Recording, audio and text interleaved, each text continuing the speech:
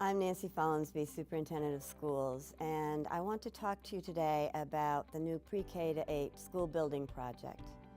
There are two things I would like to talk about. First, the state of our current buildings, and second, the impact the condition of our current buildings is having on our community.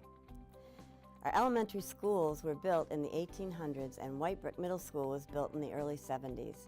The average number of years a school building in Massachusetts exists before being replaced or renovated is 50 years.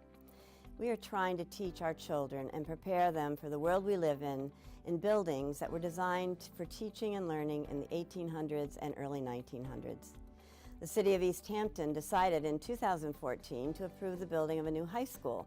The difference in what we are able to offer our students in the new building compared with the old high school is astounding.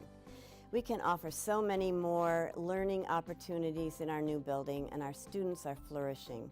We as a community used to feel ashamed that our high school was in such bad shape compared to neighboring high schools. Now there is a pride when we invite groups to our high school, and our high school is a place used frequently by community groups, and we love that. I use the high school as an example to illustrate my second point.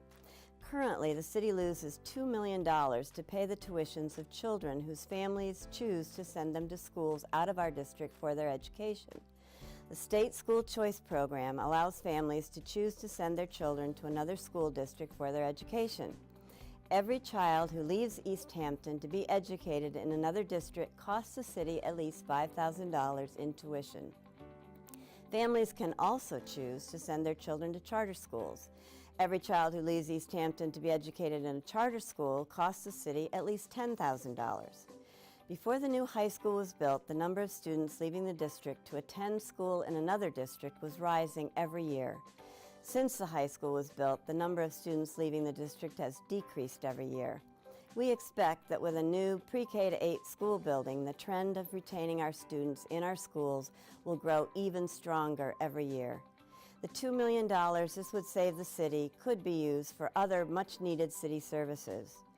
With the construction of a new pre-K to 8 building, not only will the city stem the flow of tuition money paid to other districts, but most importantly, all of our children in East Hampton deserve to have the same opportunities as the students in our high school, to have a building that supports them to flourish in the society we live in now.